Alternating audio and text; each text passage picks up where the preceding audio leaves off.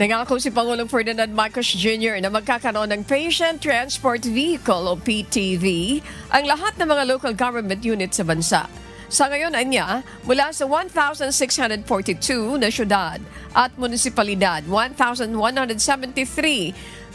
na daw po ang mayroon mga PTV. Kahapon na mahagi ng 124 na mga PTV ang Pangulo para sa mga LGU ng buong rehiyon ng Eastern Visayas. Pinapangako sa akin ni Mel ang ating that by the end of the year, we will start already the second round.